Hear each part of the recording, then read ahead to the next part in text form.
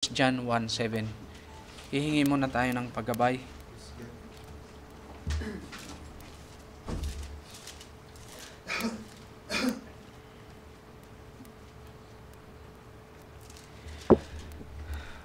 Hallelujah. Praise God. Amang banal, makapangyarihan sa lahat. O Lord God, O Ama, tunay na ang pagtayo rito sa likod ng pulpitong ito, O Lord God, ay tunay na isang malaking responsibility, O Lord God, na kung kami ay magkakamali, O Lord God, bumigkas ng mga hindi ayon sa iyong salita, O Lord God, napakalaking trouble po ang maaaring consequences nito, O Lord God. O Ama, nandito po ako sa harapan ng aking mga kapatid. Taglay-taglay ang iyong mga banal na salita. Taglay-taglay, O Ama, at kung meron ka pang idadagdag, gawin mo po akong very submissive sa iyo, O Lord God, submissive sa iyo. Anumang mga bagay na maaari mong ihayag sa aming kalagitnaan, Ama. At salamat pong muli, O Ama, at tunay, sabi, kung pwede lang kaming umiwas, O Lord God, Ama, iiwasan namin yung mga ganito dahil sobrang napakalaki. Mahirap i-contain, O Lord God, yung iyong mga salita. Sobrang napakalawak, O Ama. Sobrang napakalalim, O Father God. But Father God, sabi mo nga, nung umangal si Moises ba yun, Father God, na siya'y utal manalita. O Father God, ikaw sabi mo, ikaw yung gumawa ng bibig. Amen. O Ama, yung mga parties ng katawang ito, O Lord God, kung hindi man ito magagamit, mananatili itong walang kabuluhan, Father God. Ano man mga maaari mong gamitin sa akin, O Lord God, sa mga oras na to, akin pong ipinauubaya, O Lord God, at maging ang aking sariling kalooban, O Ama, ay huwag mong hayaan na makapangusap, O Father God. Bless mo, O Lord God, ang mga susunod na mga panahon at oras, O Lord God, na aming gugugulin sa iyong mga salita, Father God. Salamat pong muli, O Ama, at salamat po sa nakaraang exhortation. Tunay na mayroong mga values. Hindi na uubusan ng values ang iyong mga salita. Hallelujah, O Lord God. Hallelujah. Tunay na yung mga tatlo na yun, lagi naming nakakasalubong, O Lord God, sa araw-araw na aming buhay. Salamat po, Father God. Salamat po, Father God. Bless mo, Father God, ang mga susunod na panahon at oras. Ito po ang aming samot dalangin sa iyo. In Jesus Christ's name, we pray. Amen. Amen. Praise God. 1 John 1:7. Ang pamagat po na ito, mga kapatid, ay the basis of fellowship. Ito ay sa inspired na message ng ating kapatid. Nakita nyo na. 1 John 1:7. If we walk in the light, amen, as He is in the light, we have fellowship one with another. And the blood of Jesus Christ, God's Son, cleanses us from all sin. Praise God. Pwede na tayong umupo.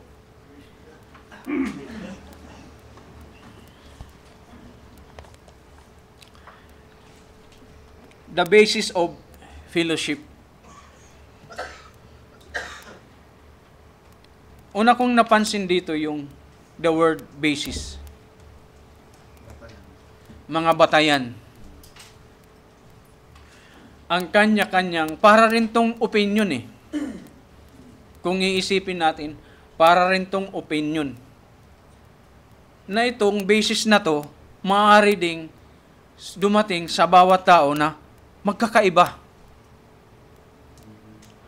So, now, there is one thing na kailangan natin gamitin tong basis na to, na tama, when it comes to fellowship. Otherwise, kung magkakaiba tayo ng basis and we come into fellowship, we don't fellowship one another. We will not come into one state, yung kalalagayan na we are really having fellowshipping one another. Sabi ng ating kapatid, Now, why we are here? Ang totoo, nanggaling tayo sa mga iba't ibang denomination, organization, different denomination. May mga iba't ibang pagkakilala sa Diyos, yung oneness, threeness, yung iba, tao lang siya. Marami.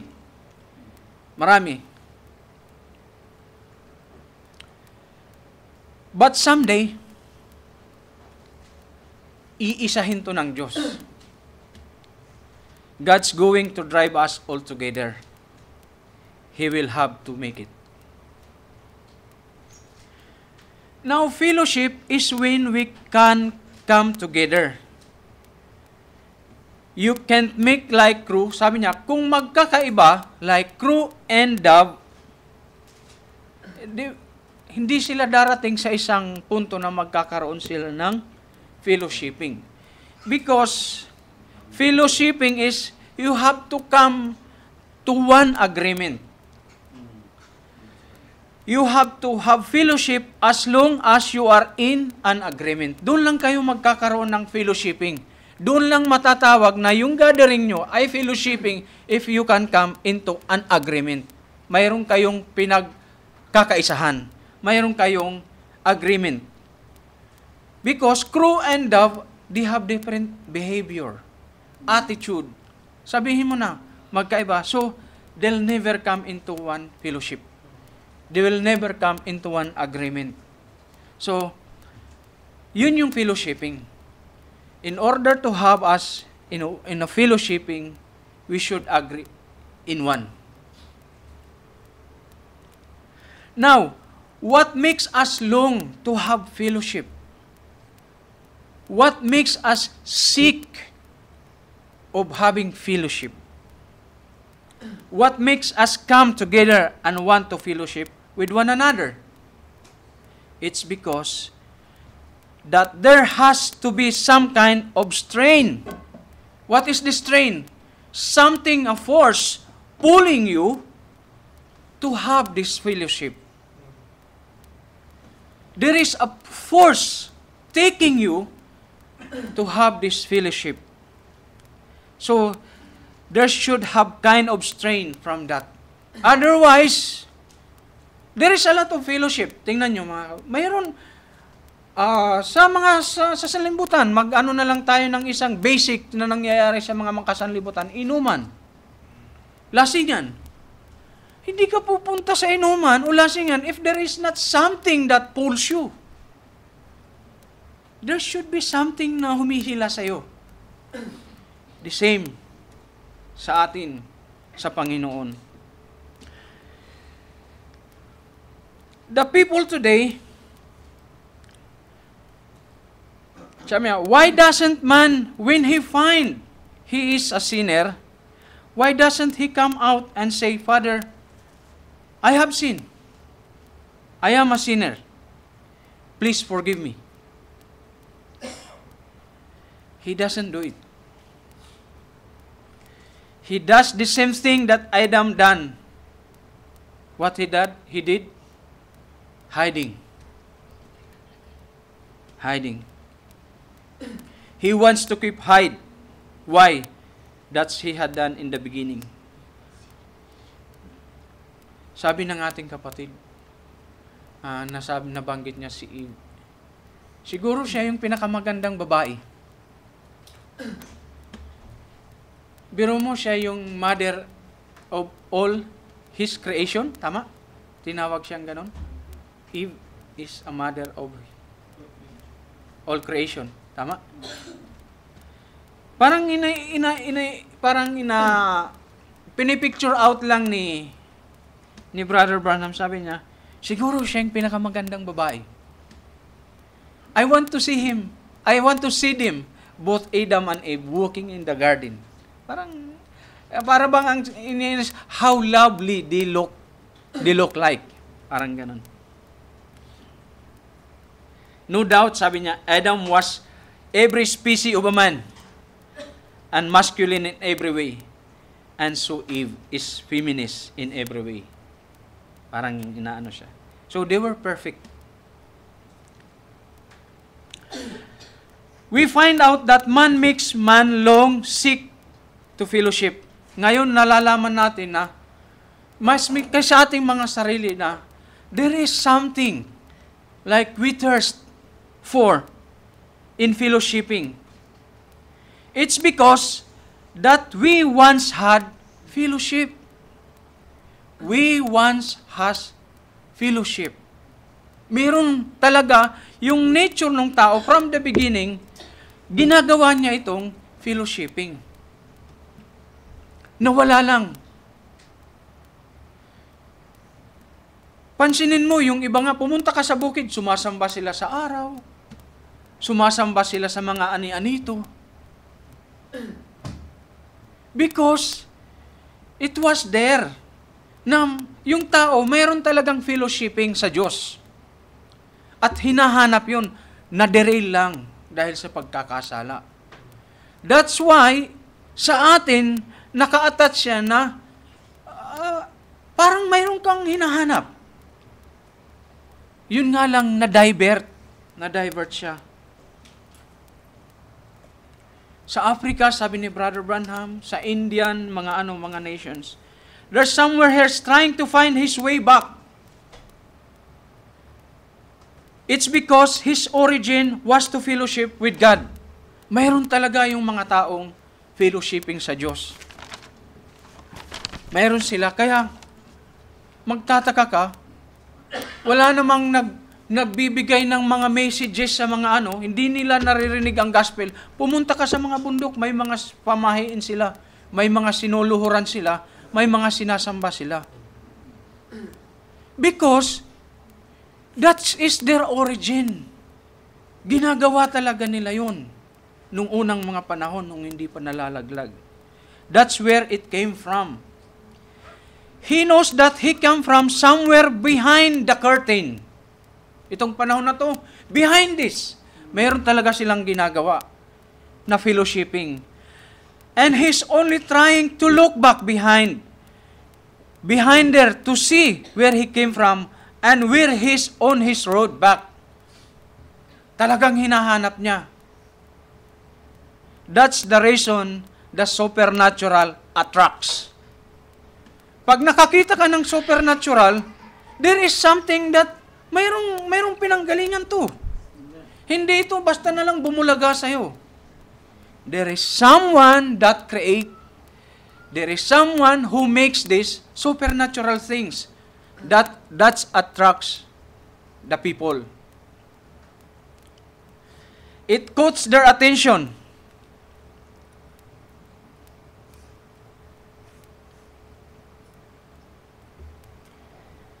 And there's only one book in the world can tell you that.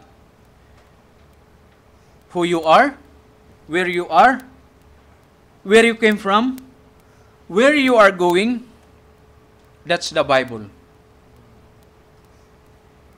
Yun lang ang maaring magsabi sa'yo kung nasaan ka, if you are wrong, if you are right, that's the Bible. Now, as soon as the man found out that he was a sinner, he's always tried to make his own way back. Pansinin natin, his own way back. He's tried to find his own way back and he's totally lost.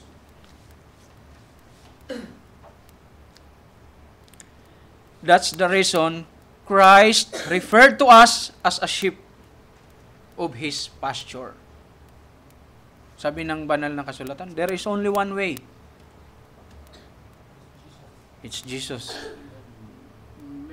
If anybody ever herded a sheep, kung sino man sa atin daw ang nag-alaga na ng mga sheep, sabi niya, when a sheep is lost, he's totally lost. He needs someone to guide him back.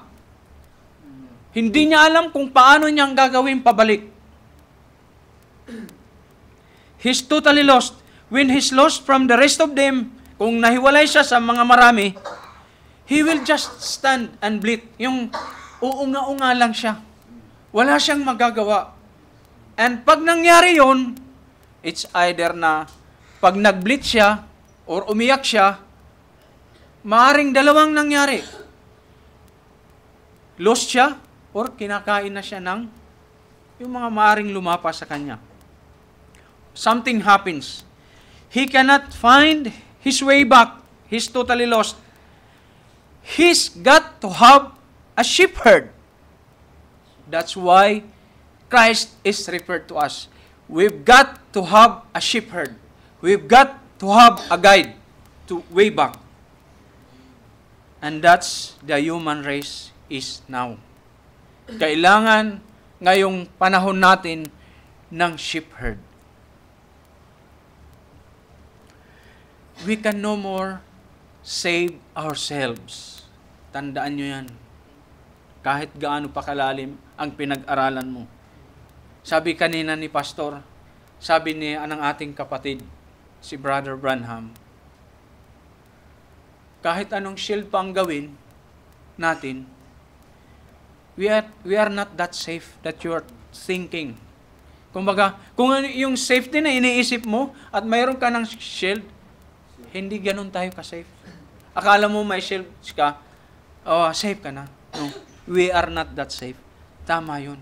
And if there's anything that is safest now in our time, we know it. That's the Word of God.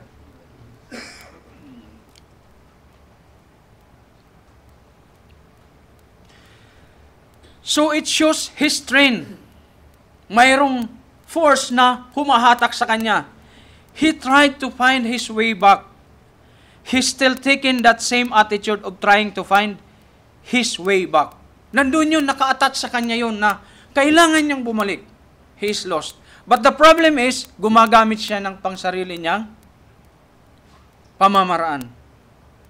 There is a strain. Nandun sa kanya yun. Kung ang usa, pag nasugatan siya, tama? Tumatakbo siya sa tubig. There is a strain pulling. There is something pulling him na doon siya maaaring mag-survive. The same as, we need fellowshipping with God. Kailangan hindi natin kailangan hanapin yun yung strain na yun. Nandyan yan sa'yo. But sometimes, or most of the time, you ignore it. Most of the time, you ignore it. There is a strain.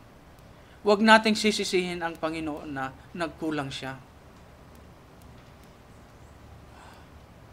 Back to the creation. Pag nagka-come to pass yung mga bagay-bagay, anong sinasabi niya? Everything is good. Di ba? Wala siyang sinabing, ang sama-sama naman yan. Everything is good. So, whatever He create, it is good. So, hindi niya binigyan ng kulang-kulang yan. Hindi niya binigyan ng kulang-kulang yan.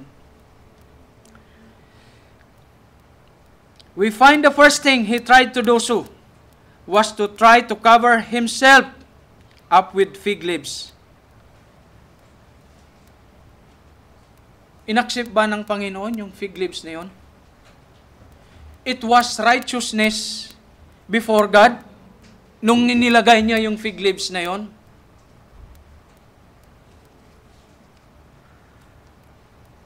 Sabi ng ating kapatid, religion is covering.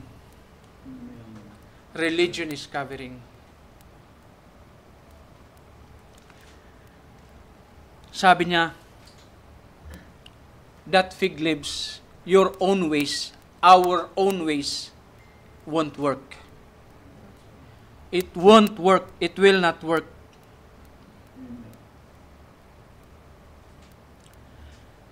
In the presence of God, anumang mga bagay na ginawa natin, it will not work. The works of man, kinundim niya yon. Sabi nga yung ating mga righteousness, it's just like a dirty rags. Filthy rags. Filthy rags. What do man made? You see in the Tower of Babel? Ano ang motive nila? Gusto nilang maabot ang Diyos sa kanilang pamamaraan, sa gawa ng kanilang mga kamay. it's just one way of distraction. Isang bagay lang din yan na pamamaraan na distraction ang maaring mangyari sa atin. God condemned it. Anong ginawa? Kinonfuse sila ng language. And every time that man tries to make his own way, he fails. Kailangan nating tanggapin yun. Kasi kapag hindi natin matanggap yun, gagawa ka ng mga sariling kapamaraanan. And after he lost his fellowship with God, man became a wanderer. And he had to shift into another things. Ang tamang instinct ng Diyos, ng tao, nawala na. Nawala na. He tried to shift in many things. Religion, denominations, traditions.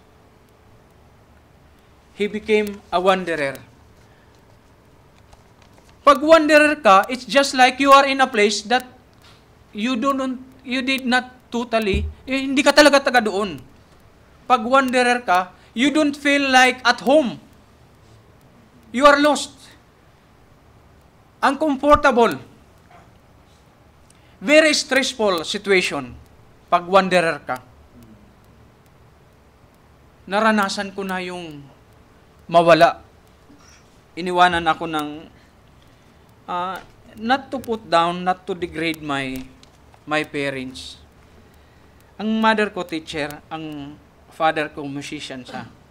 So pag may mga pistahan, ang mga musikero, ang ano nila, ang mga paano laging painom, pinaiinom yan sila. So pag katapos ng tugtugan, kinaumagahan, may mga imbitasyon yan sila. Ang mother ko naman, dahil siya teacher, doon sa bahay na yun, marami siyang co-teacher, marami siyang kakilala. And my mother has another thing, and my father has another. At parang, ang dating ko noon, naunawaan ko na yun, isa akong cargo. They won't enjoy, parang pag nandun ako. Hanggang sa, nag-decide ako na hanapin ang mama ko. Hindi ko na alam. Papunta at pabalik, nandun ako sa gitna, hindi ko na alam. Iyak na lang ako ng iyak, mga kapatid. Kaya, ang hirap yung nawawala. Yun, place lang yun, ha? How much more kung nawawala ka sa salita ng Diyos? Yung bagay na yun, maaari kang makakita ng kakilala na maaring mag-guide sa'yo. Sa salita ngayon, lahat na nagsasabi ng totoo. Kailangan yung basis na to para mahit mo kung sino yung nagsasabi ng totoo. Ngayon, yung mga dumadaan, siyempre pesta, maraming mga dumadaan. Mga tao yun eh. Lahat mo ba sasamahan yun? Hindi. Hindi ka sasama nang hindi mo kakilala. The same sa salita ng Diyos. That's why we are here, mga kapatid. We won't be here if we don't have in agreement. We will not be here if we will not come into agreement.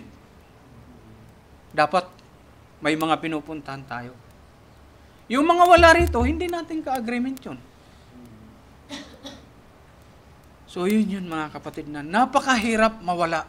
Iyak na lang ako ng iyak. Bawat nakikita kong dumadaan, nagsasalpukan ng mga tao, sana kakilala ko sila. Tapos mayroon pang bata, binubuli niya ako, lalo na.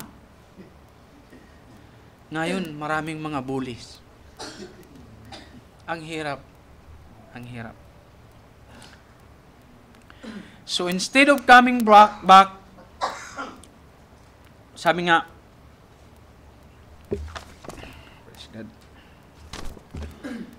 God taking care of him before then. Yun yung nararamdaman natin na hindi naman, sabi niya, this is not our place. Because we have in ours, nandito sa atin na, someone is taking care of. Someone takes care. Bakit ganito tayo? Tapos yung masusumpungan mo pang manggagawa, binibigyan ka pa rito. Kaya nagtatanong ang manggagawa, bakit na ko nahihirapan? Because someone takes care. Perfectly. Mayroong kumakalinga sa'yo. Hindi itong kalinga na ginagawa ng mga tao. God take care of him before then. But now he finds he has to shift for himself. And it's pretty hard thing, sabi niya. So he doesn't have a loving father to watch over him and protect him and guide him and direct him, feed him, clothe him, and care him like he did. Basahin mo yung salita ng Diyos. Sabi kagabi, sabi nga ng na-share, sabi ni Haring David, wala siyang nakita na mga mananampalataya ng Diyos na naghihirap. Or namamalimos, or nanghihingi ng alms. Sa ano? Tapos may narinig tayo kagabi na ang kinukuha natin dito is yung lesson, mga kapatid. We are not putting down someone. Mayroong kagabi nating narinig dahil sa tithes, credit card na niyang kanyang ibinawid kasi kulang-kulang na siya eh. At kailangan niyang magbigay ng tithes at wala na siya, credit card ang kanyang ginagamit. Dapat, natanong niya, kasi yun ang ibibigay sa kanila na bubuksan ng langit. Nasaan ang pagbubukas doon? Kung sa tithes, i-bless tayo, nasaan ang bukas? Bakit naghihirap yung mga mananampalataya? Sasabihin, mayroon sinabi kagabi, spiritual thing. Yun. Pero pagdating sa mga mananampalataya, literal thing. Pagdating sa tithes, literal. Kasi spiritual, Israel daw tayo. So, pagdating sa tithes, literal. Pagdating sa spiritual Israel, spiritual tayo.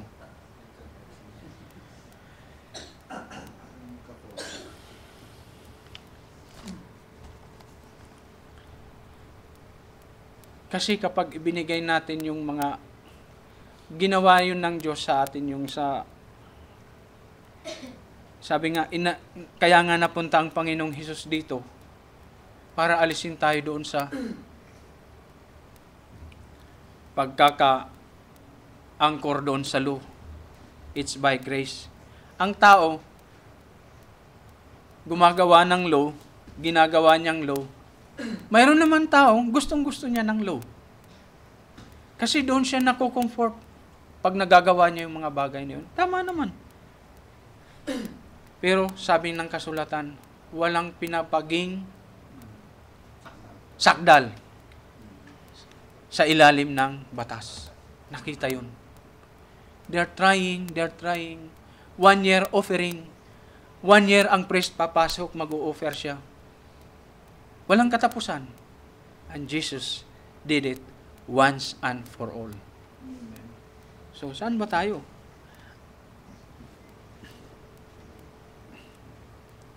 So, instead of coming back, he tries to find his own way back. He wants to make his own way back. Man wants to make it become an instinct na yung kanyang sarili niya ang gagawin niya, yung pamamaraan niya.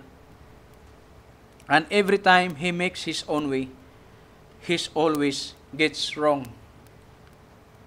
He tries to bring himself back through his intellectual, trying to use his education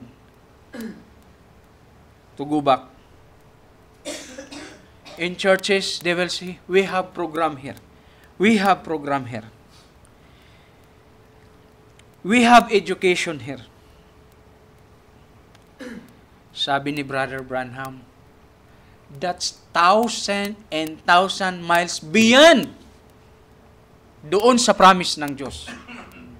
Ang layo-layo yung mga education nila. Sabi niya,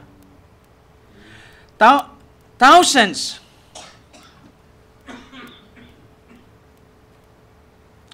And we started out in the churches making programs to teach reading, writing, arithmetic. Sabi niya, what would we do? We made him a two-child more full of hell that he ever was to begin with. Ito. Sabi niya, kapag ine-educate mo yung isang bata,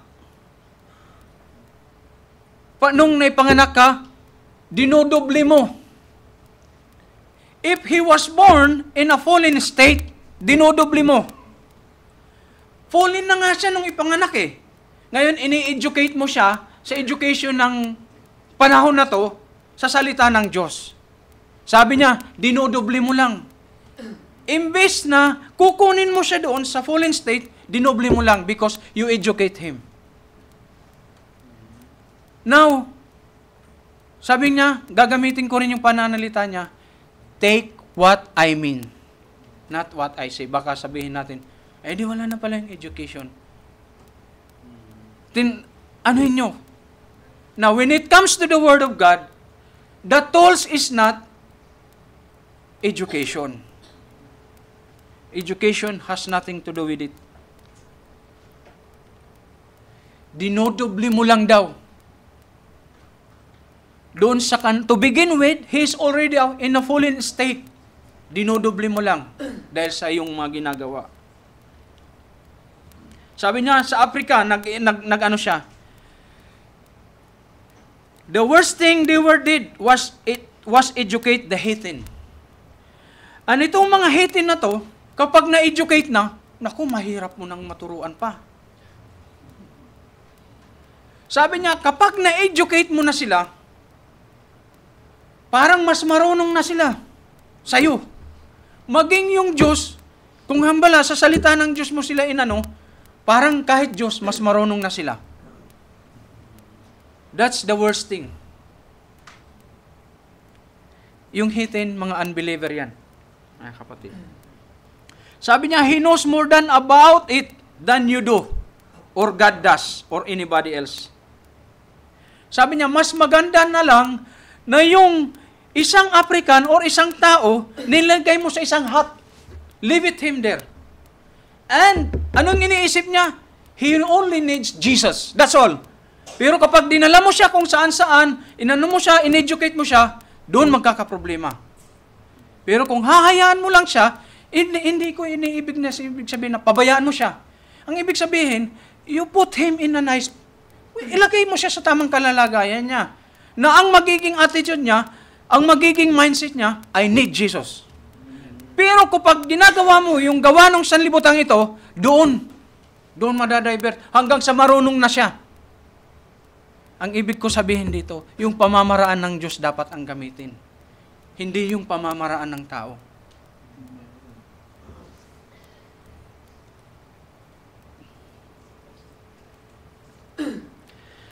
Mayroon pa siyang example na minsan aywan ko kung tama itong na mayroong isang tribe na kapag ang isang babae dumating na siya sa kanyang parang sa tamang edad ng pag-aasawa at hindi pa siya nakakapag-asawa, he's not worth it already doon sa tribe. She has to go somewhere. And anong gagawin niya? Aalis siya, pupunta siya sa bayan or sa mga compounds, ipipaint niya yung kanyang mukha or sarili. Ang tawag doon is yung tribal paint and go into the city. Tatanggalin niya pala yung mga tribal paint niya to go in the city. At because she is no more fit to stay among the society of that tribe. Kasi hindi pa siya nakakapag-asawa. Now, if she is married, sabi niya, before she can marry, she has to be tested of her virginity. Kailangan wala siyang lalaking If she be found guilty, she has to tell the man that done it and they're both killed together. Ganon ka-stricto dati. Ganon siya ka-stricto. Kapag ang naging na-violate mo ay adultery, papatayin kayo. Yung iba, stone to death. Mayroon pa ngayong nag-o-observe niyan. They still observe that stoning to death. So, they will both kill together. What if they do that in Hollywood? Sabi ni Brother Branham, kung gagawin ngayon to sa Hollywood, ibig sabihin, sabi niya, malaking patayan to. Parang slaughter to. Dahil sa nagaganap na yung mga ganong bagay, napakasimple na lang. They called it pleasure. They called it pleasure. Sabi niya, malaking patayan to kapag in-apply yung ganitong bagay. Sabi niya.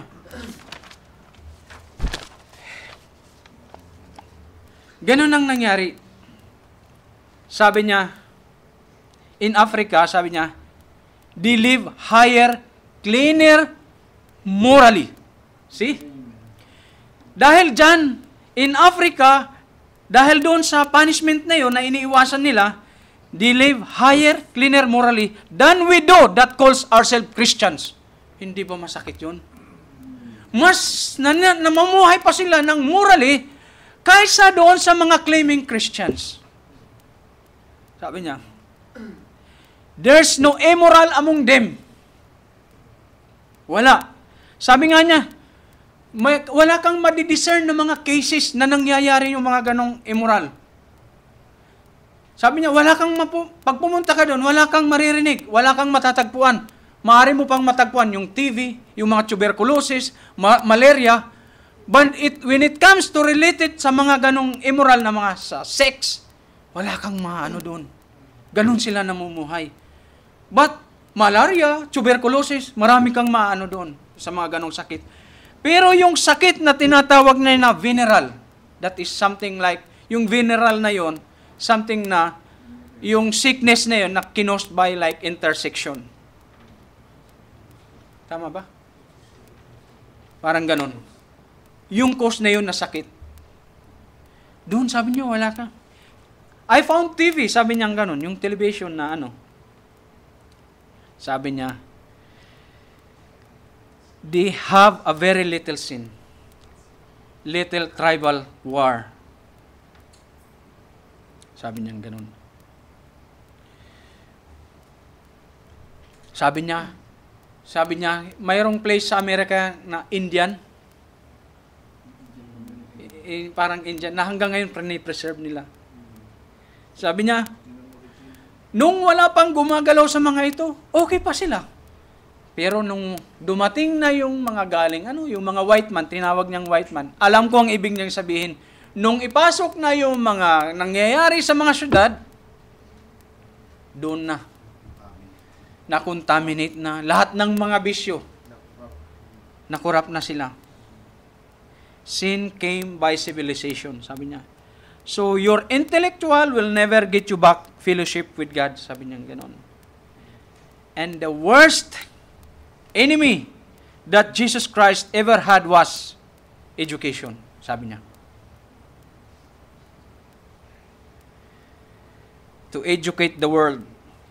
You get a bunch of educated heathens and you can't do nothing with them. Pag nakasalubong mo yung mga educated na mga unbeliever, may mga nakakasalamuha ang ating pastor.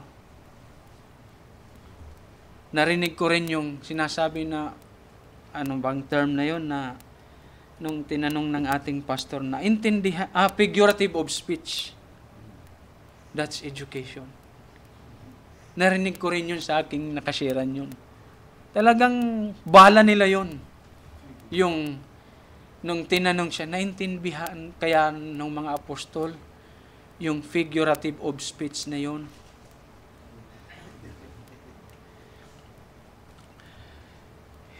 Education has been an impediment. Parang naging adversary, naging kaalitan, naging hindrance para makapasok ang tao sa salvation. Sabi niya, education is fine as far as it goes. But it will never take you the place of salvation. So sabi niya, man trying to educate himself back to Christ is like fighting the air. Kung mayroon kang para kang humihit sa hangin. Sabi niya, it's like fighting the air. He will never do it. He cannot do it. It won't work. Sabi niya ganon. They're now trying to bring people into fellowship. After that, they would denominate the world. The Methodists would have their denomination. The Baptists have theirs. The Catholics have theirs. The Pentecostals would have theirs. And that was another fatal mistake. Sabi niya ganon. You never do it. You will never do it. You're just fighting as much air as they was on the educational program. Parang hangin lang ang hinihit mo. It's not God's plan in the beginning. It's not God's program in the beginning. Sabi mo, we have great program here. Ganon, puro program. Entertainment. Hindi sinabi ng Diyos na mag-folk dance tayo rito. Hindi sinabi ng Diyos na gumawa tayo ng mga drama rito.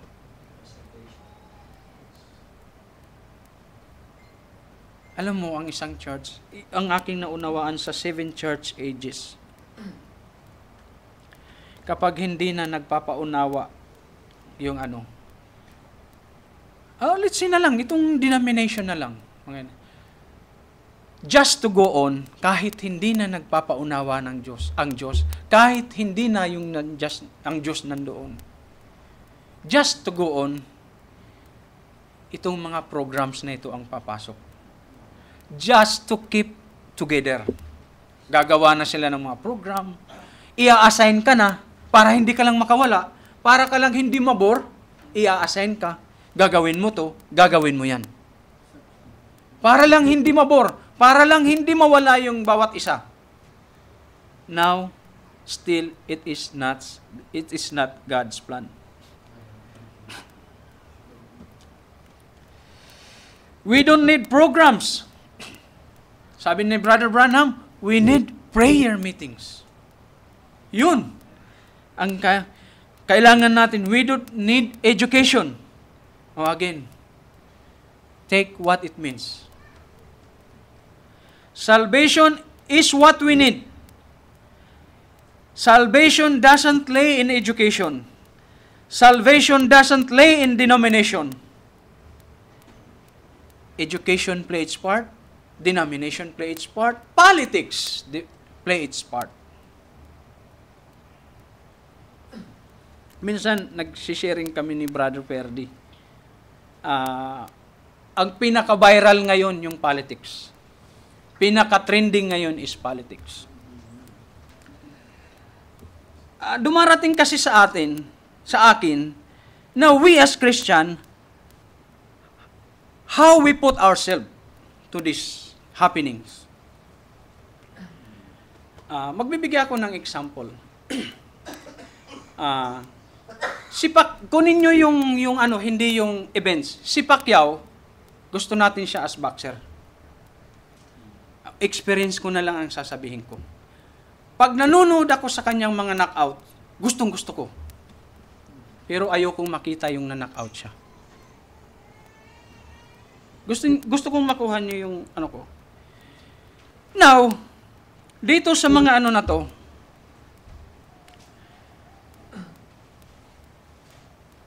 hindi lang natin nalalaman, or kahit nalaman mo na there is compromising doon sa tao na yon na iyong sinusuportahan, hindi mo yan ipopost. Hindi mo yan ipopost.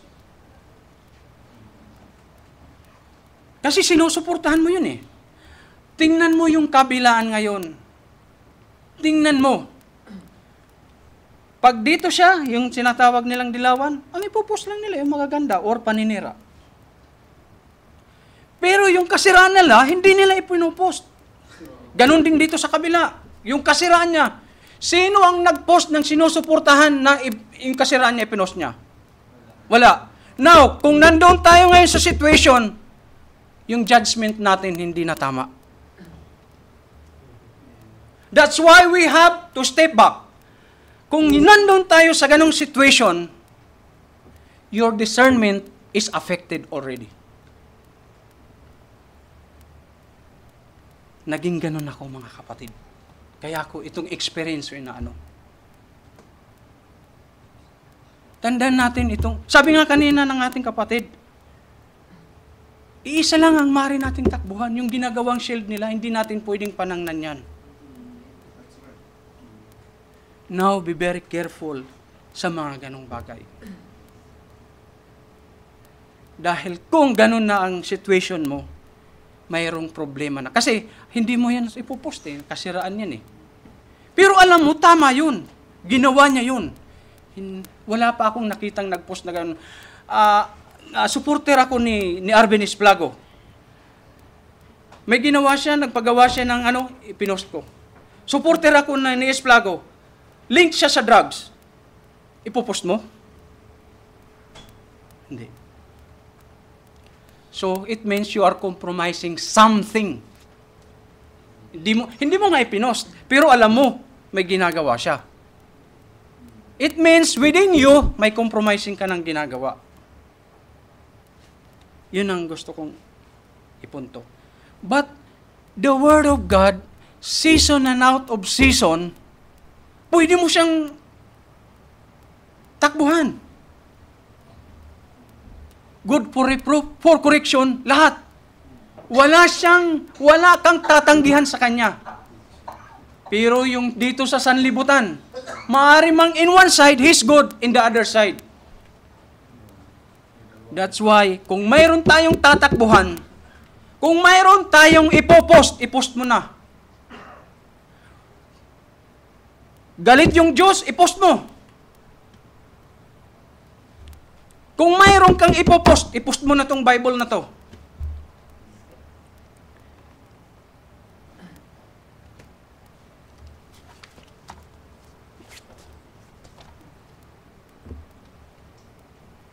Kasi, mahirap.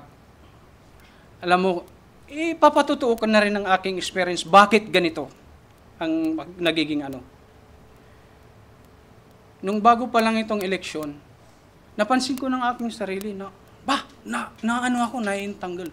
Hanggang itong mga na-develop ang aking mindset, na nagagalit na ako sa isang tao. May mga caption, pinupost, di ko na binabasa dahil patungkol sa kanya. Share! May mga na-share tayo na hindi nyo nabasa.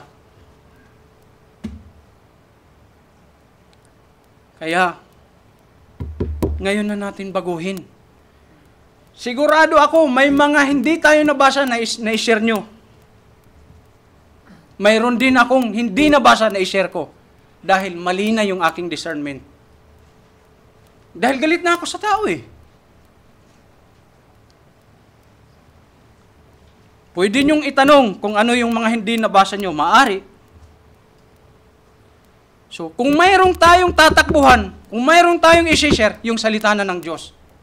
Season and out of season.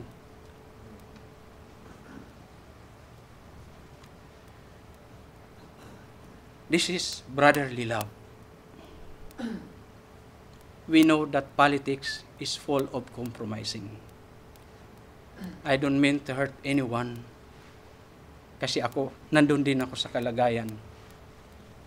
Nangyari yun sa akin. That's why, hindi ako din labas dito.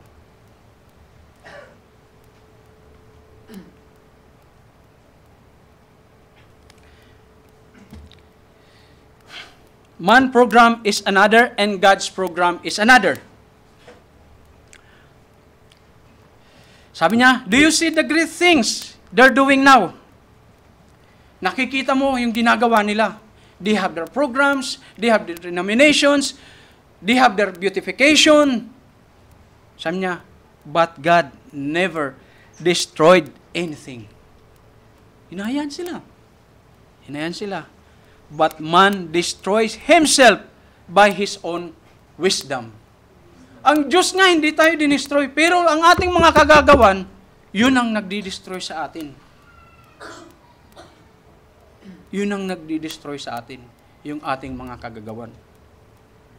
Sabi niya, yung tatlong tree doon sa Eden, yung isa, tree of life, yung isa, normal tree, na maaari nating makin, at saka yung isa, the tree of knowledge of good and evil. The first time a man taken a bite from the tree of knowledge, he separated his fellowship from God. Sabi niya. And every time he keeps biting and biting and biting, he is destroying himself. Sabi niya ganun. He destroys himself, and the time through his knowledge and his accomplishment. Sabi niya, bakit hindi na lang kaya tayo pumunta sa Diyos, umamin, at paniwalaan yung kanyang mga salita? Nagpapakahirap pa tayo. Prino-program natin ang ating mga sarili. Mayroon akong nakikita na dati kong nakashare na yung mga post niya, parang may mga conference sila na sa mga pastor para i-enhance ba yung kanilang mga ability. Sabi ko, ito yun eh. Yung mga gagawing para bang to improve their dynamics. Ano pa yung isa? Dynamics and ano yung isa? Mechanics. Parang ginagawa nila yung mga bagay na ganun para i-enhance yung mga ano nila. So, they're just destroying themselves. You see science. They're trying to go to the moon. Sabi niya gano'n. That's another tower. That's another building of tower, of Babel Tower. Yung kanilang pamamaraan na yun, na gusto nilang pumunta sa moon, walang pinagkaiba yan sa nung ginawa nila yung tower ni Babel. Ni Babel ba ang tawag doon? Tower of Babel. Tower of Babel. Tower of Babel. Walang pinagkaiba yan. Yung ginagawa nila. So, all these different things, sabi niya, yung pag-travel sa earth, going to the moon, sabi niya, it's the same. Remember, sabi niya ganon, this is God's program. This is not man's program. Tinawag niyang tayong, sabi niya, we are just salesmen. But this is God's program. Brother Branham calls it like, we are just salesmen. It's the program that yung program ng Diyos. It's a program that will take you 100 billion light years beyond the moon. So, bakit pupunta ka sa moon? Mayroong i-prepare ang Diyos na more than that. And there, if you go to the moon, sabi niya, you couldn't sit down there. Because, you jump it right back. Mahulog ka lang. Sabi niya, you'd freeze to death. Ma-freeze ka. In the daytime, you burn it up. You'd burn it up. Anong gagawin nyo? When you get there, sabi, pag napunta ka sa moon, what will you do? Sabi niya, we don't want to go there. Sabi niya, we don't want to go there. Sabi niya, we want to go where we feel at home. Ba't ka pupunta sa moon? Mag-freeze ka pala doon. Mamamatay ka. That's on the other side. Beyond the curtain of time. A flight in a moment, in a twinkling of an eye. Be caught away in the rapture and go to be with the Lord Jesus, where we'll live forever. Not something you are trying to stick yourself on something na ina-attach mo lang yung sarili mo. Hindi doon. But something that you're already there to stay forever. Hindi yung, dito kami. Ini-stick mo lang sarili mo doon. Itong denomination namin. Dito kami. Dito kami. Dito kami. That's not the thing prepared by God, but something that you're already there to stay forever. Doon ka pumunta. Dahil yun ang plano ng Diyos. Hindi dahil, dito kami, maganda rito. You're sticking yourself into something na hindi ka naman para doon. Oh, sabi niya, what a glorious thing that is. Yung nandoon ka na sa ipinag-prepare ng Diyos. You see all those denomination, separation, scientists, itong mga to, ito yung mga nag-create ng segregation, separation, ito yun. And everything we have left off, sabi niya, na left off natin yung main principle. The only way that God can bring man into fellowship, na iwan natin. Naiwan natin yung mga mahalagang bagay para makabalik sa Diyos. Anong message ng ng ating panahon ngayon? Back to the Word. Back to the Word. Nag-create ba ng message ang ating prophet?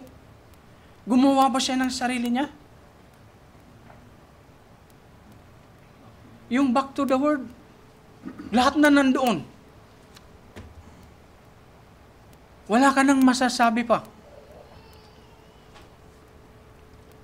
We cannot do it through racial or cultural, national, separating races. We cannot do it in that way. We cannot do it through national. They're one thing, one flag. WCC. Actually, maganda yung motive ng mga United Nation. Kaya nga tayo nakikipag-unite kasi gusto natin ng unity. Sinong hindi nagte-thirst ng unity? But we must be very careful kung saan tayo sumasama. Oh, let's do it in spiritual. Oh, WCC. Sinong ayaw sa mga denomination na to ng unity? But it's just something like a catching. Pag hindi tayo nag-ingat, parang catching yan. Parang nililo ka lang. As long as education, intellectual, governs in every group, wala yun. It will never create a unity promised by God. It will never produce a real unity. It will never produce a real fellowship. Pinagsikapan nila. Di ba yung nag-build sila ng Tower of Babel? Iisang language sila doon. Isa lang ang mensahe ng Diyos. Hindi nyo kaya yan. Hindi natin kaya. Wala tayong kakayahan na bagawa yung mga bagay na to. But sabi niya, there should be a language for us. There's going to be a heavenly language that you'll never heard before, that we're going to speak that language. It's not going to those flags or nations na nag-unite. Wala doon. But it's going to be the old rugged cross, sabi niyang ganon. Stained with blood so divine, an emblem of suffering and shame. That's the flag. Sabi niya. Iisa lang ang titingnan natin. Look into that Calvary. Look unto Jesus. One flag, one king. Jesus Christ, one nation, one people, one language. All Christians born again. That's going to be the time. God laid down the programs right in the Garden of Eden and condemned man's work of his hand to begin with. And as soon as man made his first mistake, trying to find his way back through his fig leaf, that is the religion, God condemned it. God condemned it, sabi niya. And what did God do? And God with that Anong ginawa ng Diyos? Nagpatay siya ng hayop. Anong meron doon? Anong meron sa hayop na yun?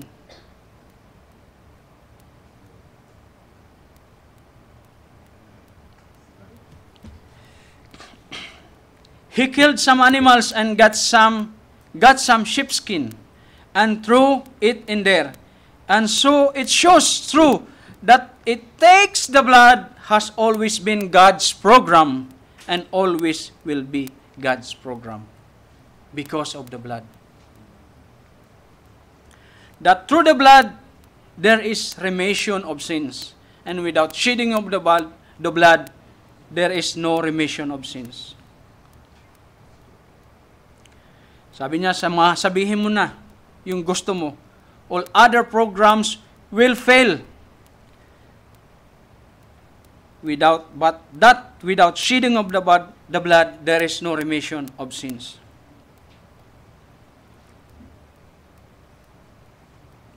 So, inilig na ng Diyos doon pa lang sa Garden of Eden. And the only way there is for fellowship back with God and with one another, it is through the blood of Jesus Christ, His Son. And He, killing the lamb of the sheep, brought the sheepskin. Something died to cover them up. Sin is death. Alam natin yun, mga kapatid. In order to redeem us, someone has to die.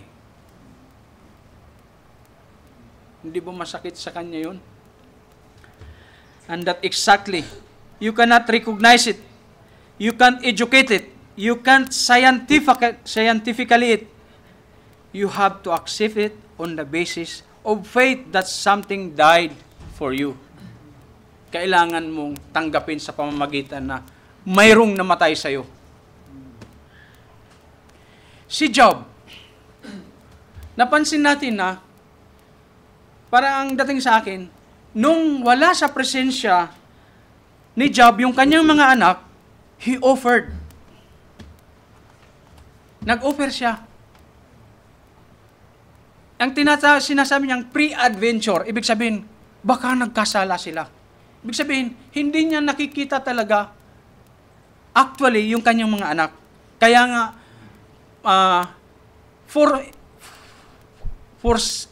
para maging safe side siya, to stand in the safe side, pre-adventure, baka nagkasala sila, I'm going to offer.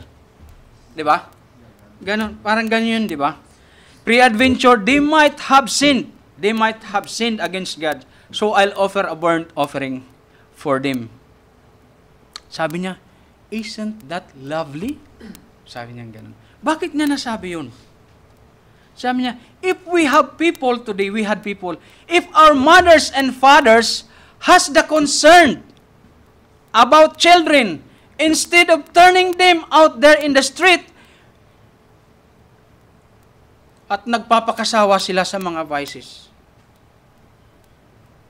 Sabi niya, kung meron lang tayo sanang ganong mga magulang na kagaya ni Job. Ganon yung concern. Instead, na prinopromote mo yung mga anak doon sa city, na nandun yung lahat yung mga immorality. Sometimes nung nasa probinsya ako, mga taas no sila, yung mga galing Maynila. Pag tinawag kang Manilinyo, matikas. Matikas ang dating. Yung mga probinsyano, pag tinawag kong probinsyano, parang low level ka. Pero hindi natin alam na mas ano pa pala yung probinsya, yung mas advantage sa ating mga Kristiyano. Instead na i-promote nila sa mga parties, yung mga nanay pa naman na natatandaan nyo yung may party na nag-drug sila na namatay? Alam mo, ang concern na lang nung nanay, ganito, sana sa susunod, wag na silang magtinda ng mga ganon. Tama ba yun? Kung talagang concern ka, wag nyo nang papayagan yung mga anak nyo sa party. Kung talagang concern ka, hindi mo sasabihin, sana sa susunod yung mga party na yan, hindi na nila i-allow na makapasok yung mga ano na yun. The thing na nandoon ka sa loob, nandoon yung risk. Pero mo, ganun na lang, namatayan siya, hanggang doon lang yung concern niya, para maiwasan daw yung mga ganung bagay. Eh kung talagang concern ka sa iyong anak, hindi mo siya papupuntahin doon. Instead, sabi niya, we'd had them at home praying. Praise God. And it would be a lot different world, sabi niya. Ibang mundo yun. Kung kasalamuha mo sila, you are praying in one accord, iba yun. Kaysa yung mga anak mo nandoon, nakikipag-party. Minsan, sabi nga natin, yung naunawaan natin dito, hindi lahat ng pagbibigay ay pagmamahal. Minsan yung parang maging be careful din tayo sa ganito. Hindi ko kasi naranasan nung bata pa ako, kaya ipararanas ko sa aking anak. Doon ngayon nadiril yung anak mo. Kasi hindi niya na, minsan nagpo-post tayo sa may isang tatay na mayaman, may isang kapatid na hindi niya basta pinasasa yung kanyang anak, ipinaramdam niya kung paano siya naghihirap, paano niya na-attend yung kanyang kayamanan. Na natatandaan niyo?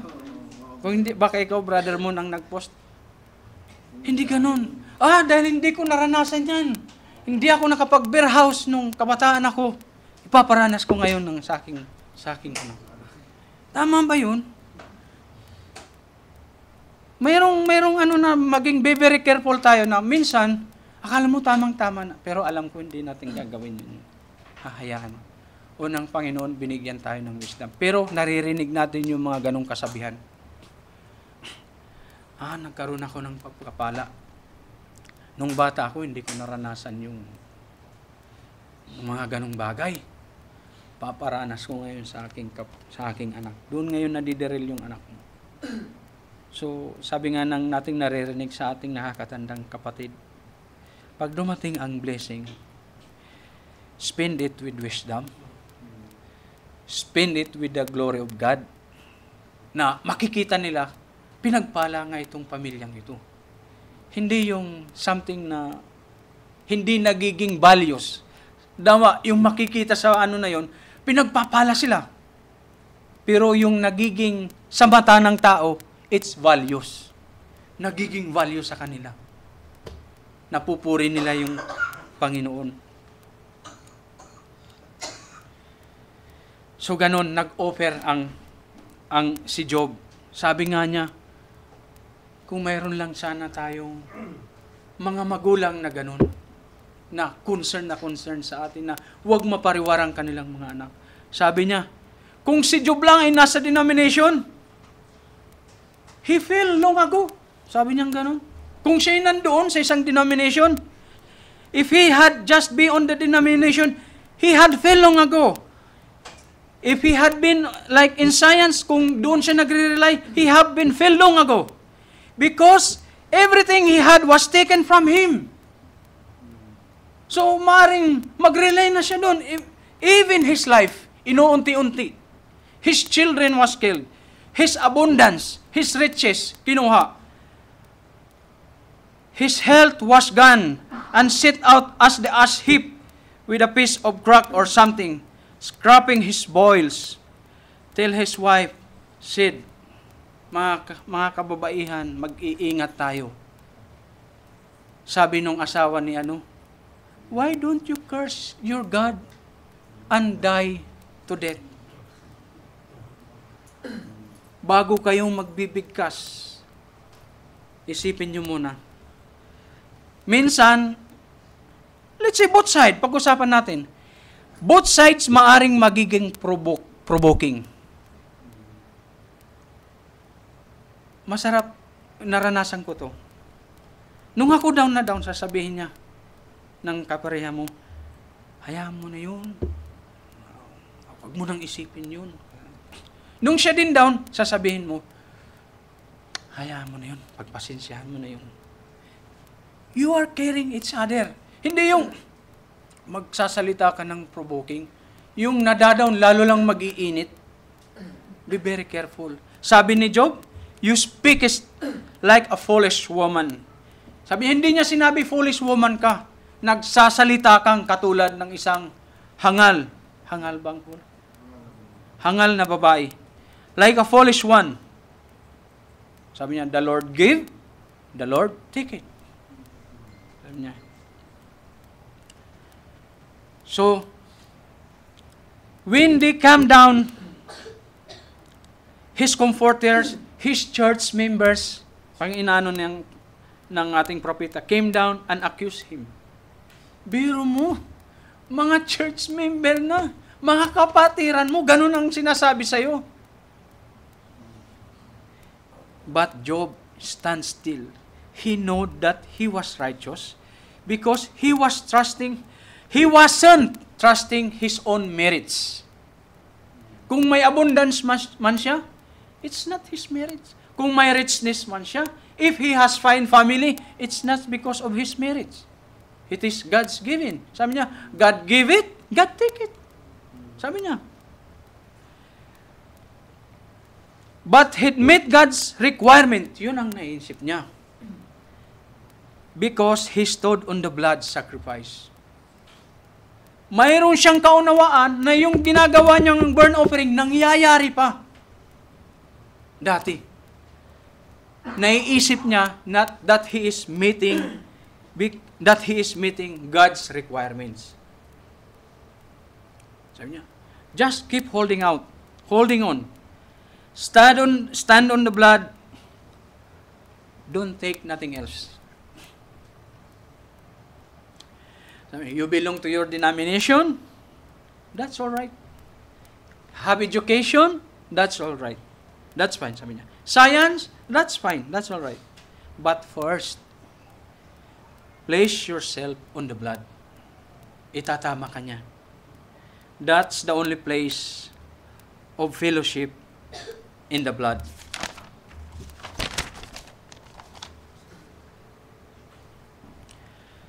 Kay Job, no matter what went, what gone, what his church members said, what anyone else said, he knew he met God's requirements. Naano nyo ba kanina nung nilalarawan ng ating kapatid nung tinutuya-tuya yung ating mga magulang sa banal na kasulatan? Minsan, isa nga lang ang nagko-convince sa'yo, nakukonvince ka na eh.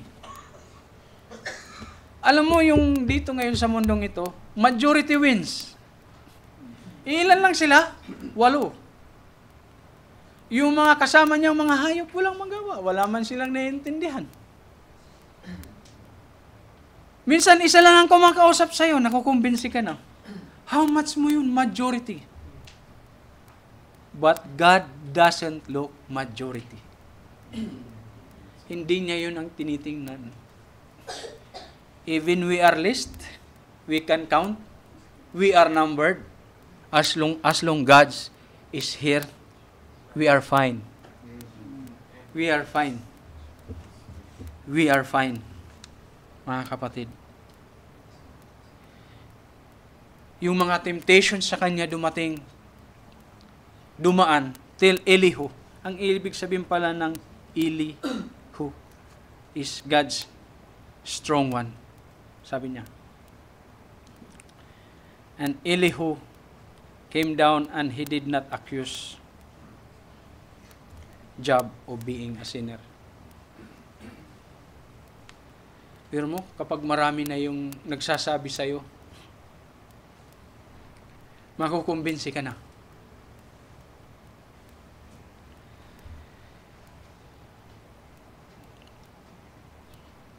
Sabi ni Job, I know my Redeemer liveth. Though this skin, worms destroy this body, yet in my flesh shall I see God. Praise God.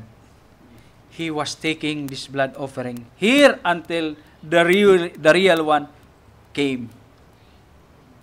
He looked at this one and seen it was a shadow of one to come before God back in Eden had required this. Alam niya na bago pa man niya ginawa yon, nandun na, ginagawa na, nangyari na.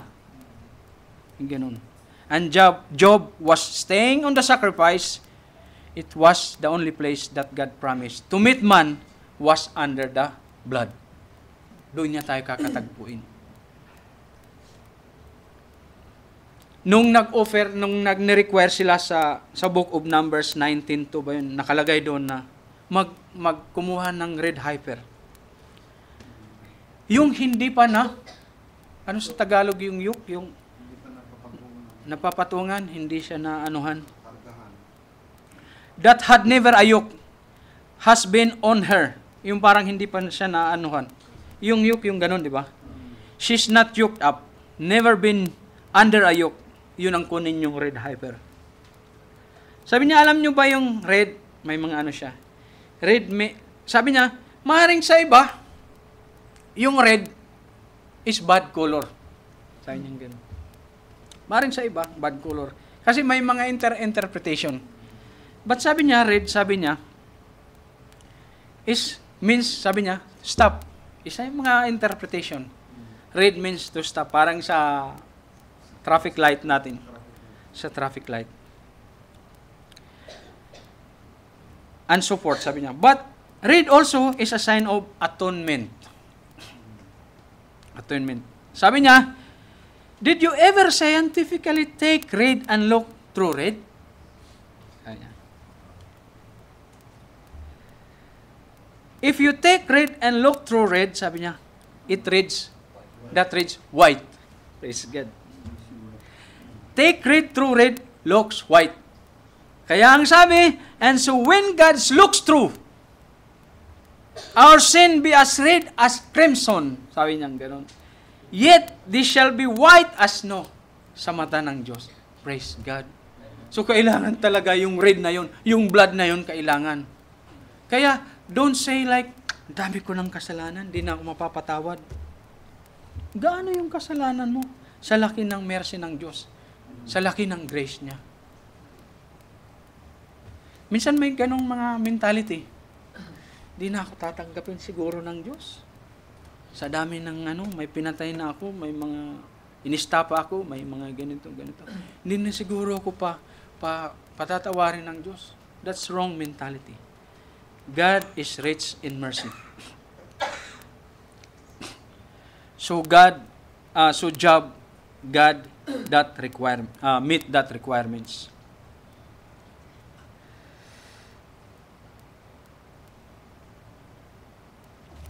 Pero mo tiningnan na tayo. Red, true red means it looks white. Praise God. Paano kaya nangyari yun? Jesus Christ was type also on that red heifer. He was killed also in the evening time. When Christ came, He never yoked with the Pharisee or with the Sadducees. So He is also a perfect offering, sacrifice. He only yoked with one. And that's the Father. Him and the Father were yoked together. They were one. And that's the way the Christian has to be.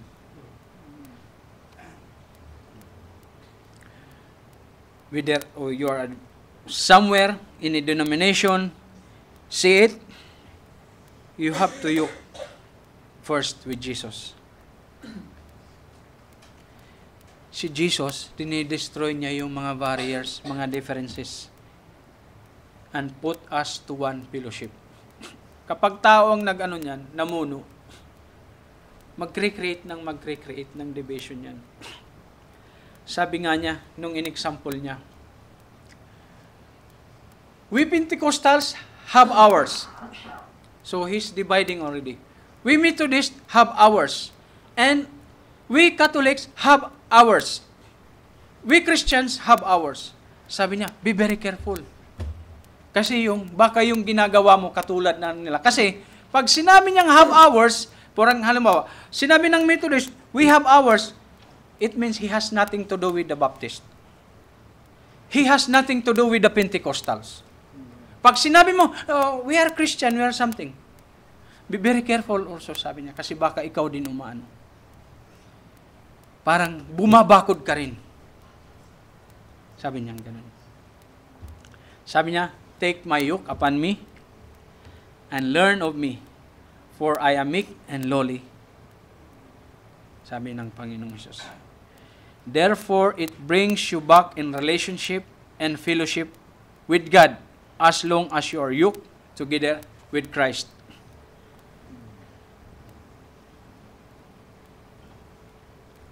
Sabi pa niya,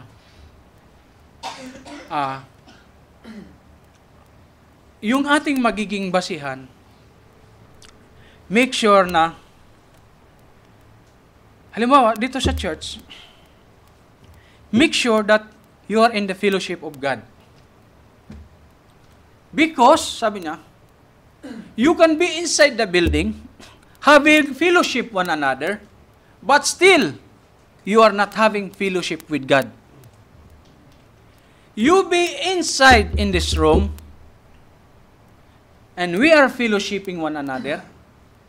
The main thing is, fellowshipping with God. Yun ang pinaka-main. Sabi niya, maaaring nasa loob ka ng room, may mga sinasabi tayo nung nag-aaral pa tayo na ang sinasabi, you are physically present, but mentally absent. Nangyayari yan eh. Ako, nangyayari din sa akin yan. Nangyayari yan. So, yun ang pakaiwasan natin. Physically present, but mentally absent.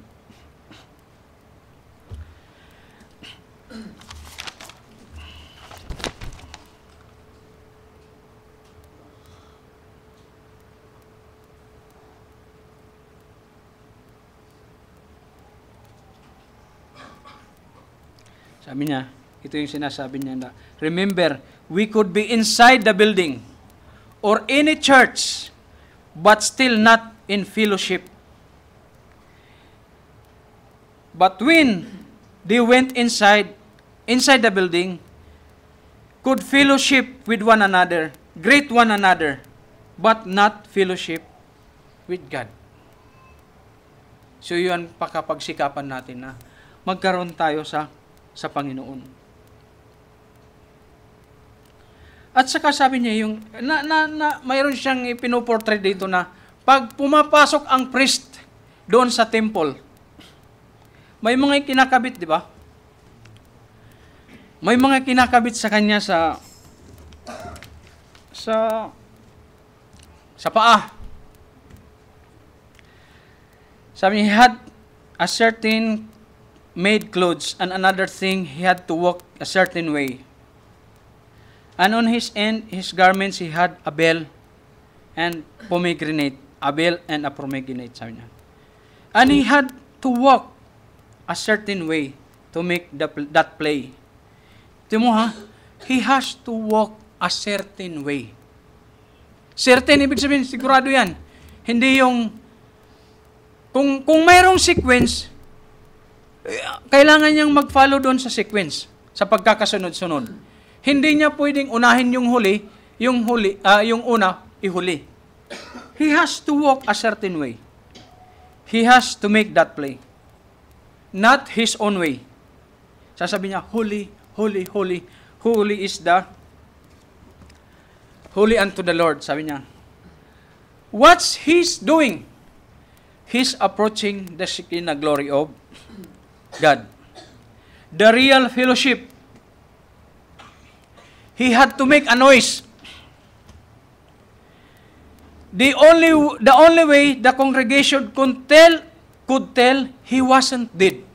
Kapag ang mga nasa labas, yung sa temple, kapag naririnig nila na kumakalansing pa, nagchichim pa yung bell, buhay pa siya. Doon nila malalaman, buhay pa siya. Buhay pa siya. They wasn't dead is because they could hear that noise. Doon nila masasabi, buhay pa siya kasi kumikililing pa yung yung bell. Sabi niya, you know what? A church, if it lets off its noise, again, sabi niya, you know what? A church, if lets off its noise, kapag wala na yung ingay ng church, then something happens. As sure as the world goes everywhere, the Shekinah glory is there, there is a noise.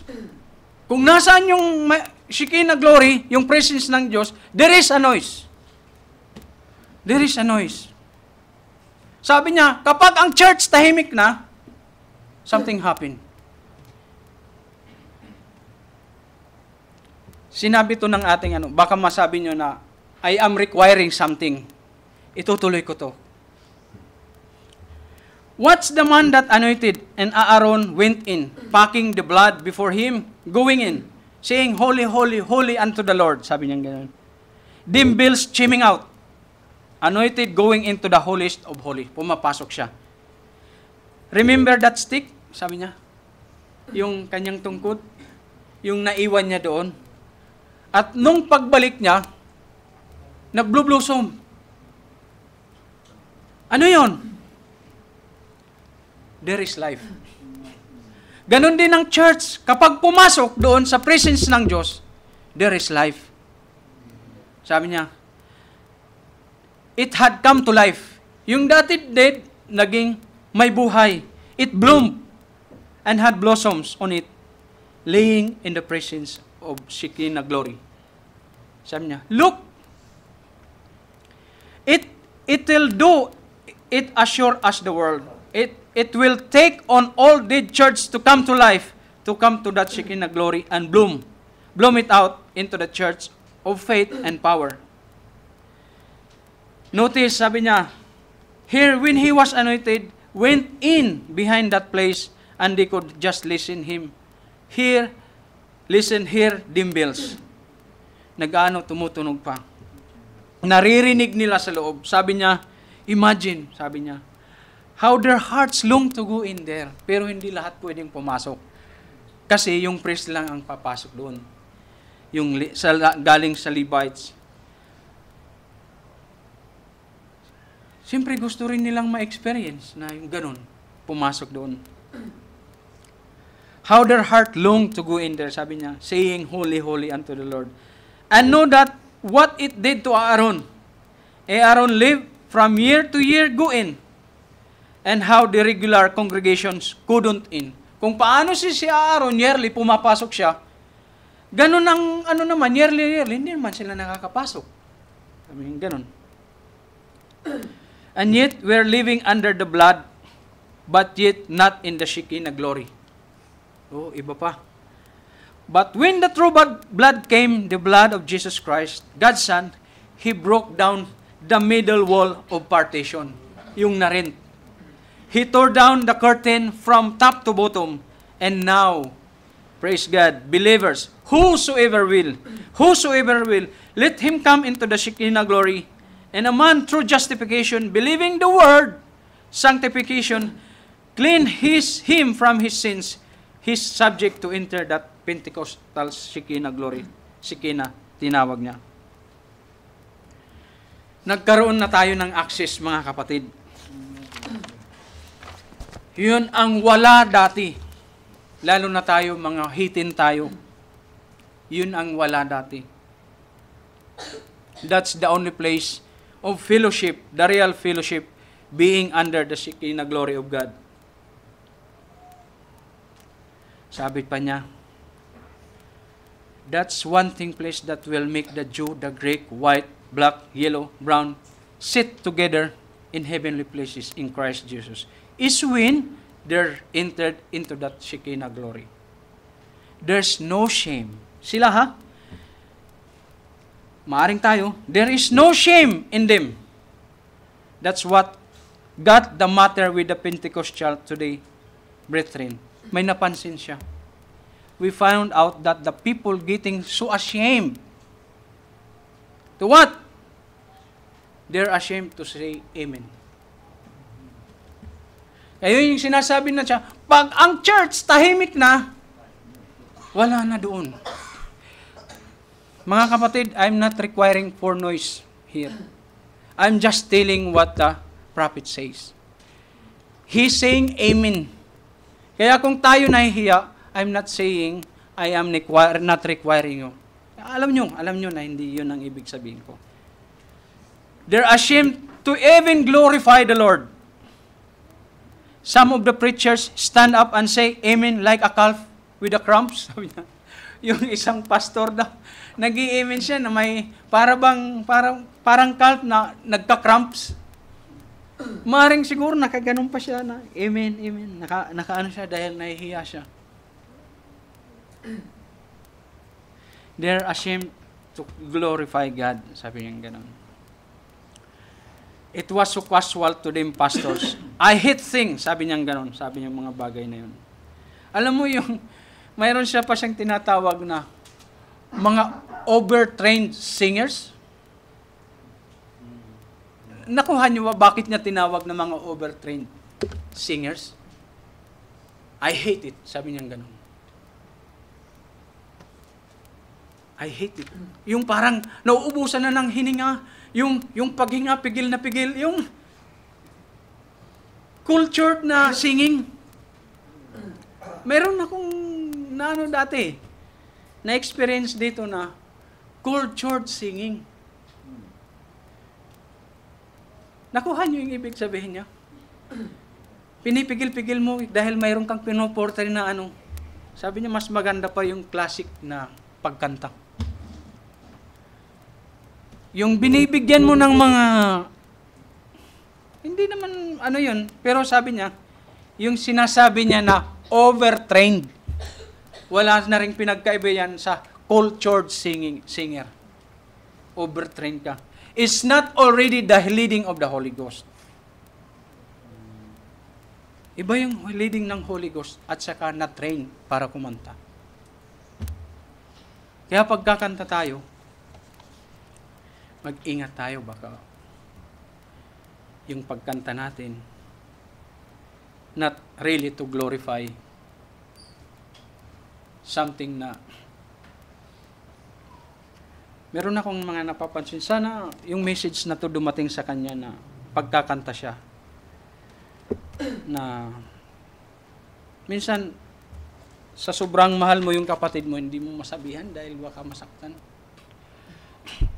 Kakanta siya na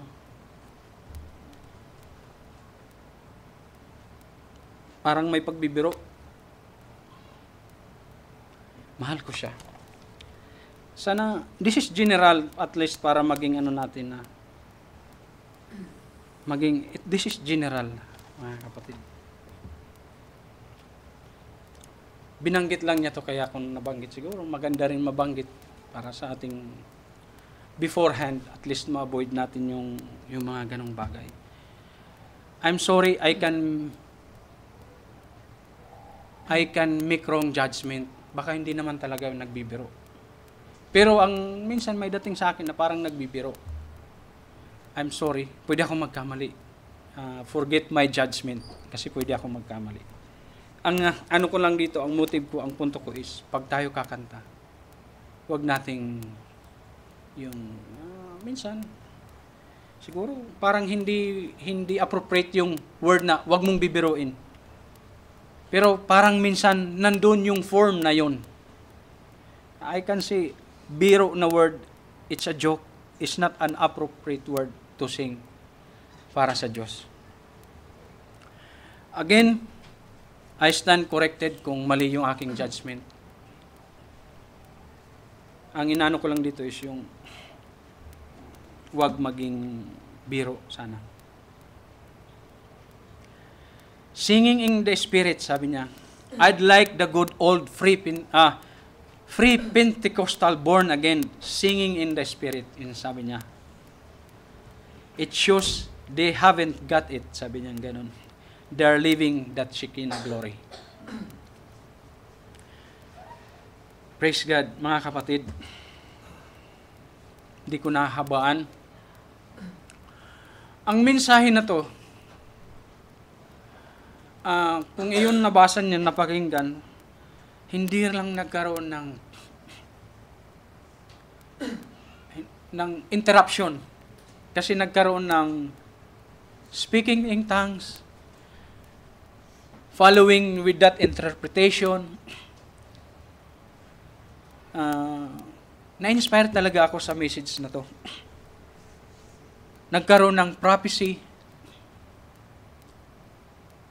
Sabi ni Brother Branham, pinatutunayan lang yan, sabi niya na, yung aking sinasabi. Kasi it was related to this message. Pinapatunayan lang yan na yung aking ini-introduce sa inyo rito na salita ay siya yung nagmamay-ari. Mayroon nga doon na nag-speaking tongues yung isa. Yung isa nag-interpret. They don't know each other even one time. They just meet there. Maring nag-meet sila doon, pero hindi man sa atas sila nagkausap. Maring nandun lang sila sa isang place. So, very, very, very powerful, very mighty yung ministry ng ating kapatid. Nakita ko. Hindi ko nakita sa kanya yung yabang kapag after ng interpretation, isa lang sinasabi niya, glory, glory, glory. Yung ibang mga congregation na to, may nag-speak in tongues, cultured pa, ang yayabang na. Asset nila yun. Parang dito kit as an asset. Dito, nagaganito kami. Nung pinansin ko si Brother Branham. It was so humble. He encouraged the congregation to give glory and glory. Kanya kasi yun eh. Hindi naman yun dahil sa pastor na tumatayo eh. Napaka-humble yung ano. Kasi ino-observe ko siya kung paano niya tinitake yung mga bagay na yun kasi heavenly things yung mga bagay na yun. Yung mga nag-ano nga na cultured eh. Kung makapagyabang, ganun-ganun na. How much yun yung the real speaking tongues? At my interpretation. So, naniniwala ako na we are in the right track of recognizing who is the messenger in our time, mga kapatid. At, mga kapatid, kung mayroon akong may mga nabanggit ako na medyo na maaring na magbigay ng sakit. It's not my intention. Alam nyo yun. Maaring yung nasabi ko, hindi direct sa tao because I love you. That is all what is behind I love you. I love you all, mga kapatid. At praise God, dito lang tayo dinala ng Panginoon. At pwede po tayong tumayo para humingi ng pagtatapos.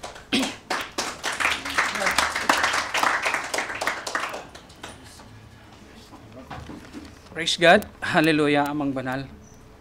O Father God, nagpapasalamat po ako sa pinagkalubong mong time, O Ama. Tunay na, Ama, na ang maaari ko lang pagyamanin yung naunawaan ko sa message na aking binasa. At naniniwala po ako na iba talaga yung measure ng prophet. At salamat sa inspiration na nakuha ko, Ama, at naibahagi ko sa aking mga kapatid. Ano man mga bagay na maaring intention, na maaring personal intention, I am asking forgiveness. But if that intention itunulak dahil sa pagmamahal, salamat po sa pagmamahal na yun ipinagkaloob mo. Salamat pong muli, O Father God. Ako po'y nagpapasalamat sa iyong paggamit.